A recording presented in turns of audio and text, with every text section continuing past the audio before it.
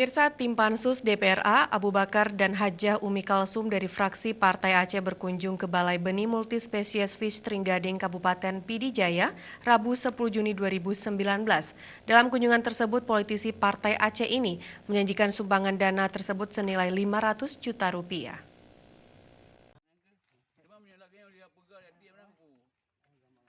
Tiga dewan dari Partai Aceh dan Pidi Jaya ikut prihatin melihat gudang yang dibangun oleh Dinas Kelautan dan Perikanan Pidi Jaya dari anggaran DOKA, namun sampai dengan saat ini belum bisa beroperasional sebagaimana yang diharapkan.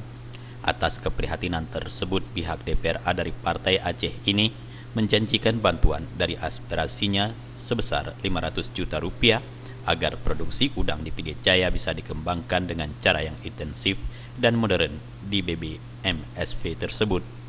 Mengingat Dinas Kelautan dan Perikanan Pidi Jaya telah sukses dengan cara intensif produksi usaha garam rakyat, Pansus DPRA ini juga mengharapkan agar dengan bantuan tersebut, dinas terkait juga akan meraih keberhasilan sebagaimana diraih pada proyek produksi usaha garam rakyat Pugar. Pihak DPRA juga mengharapkan di BBMSV ini Pemkab Pidi Jaya juga akan mampu menampung tenaga kerja lewat teknisi dan komando insinyur Kamaludin, salah satu SKPK Pidi Jaya yang telah sukses menciptakan produksi garam terbesar di Aceh dan Sumatera. Dengan tujuan kunjungan mereka ke BBU Balai Benih Spesies Fish Trenggading, ada 3 orang, yaitu Abu Bakar Ubid, Ibu Umi, dan Sulaiman Ari, melihat bangunan yang telah dilakukan tahun 2018 sampai dengan hari ini belum operasional karena kita masih butuh dana tambahan sebesar 500 juta lebih.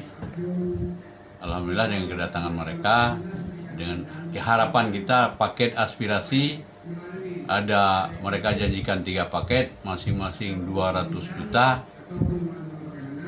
untuk kita lanjutkan pembangunan hatchery di BBU Trenggading. Tim Liputan Aceh TV.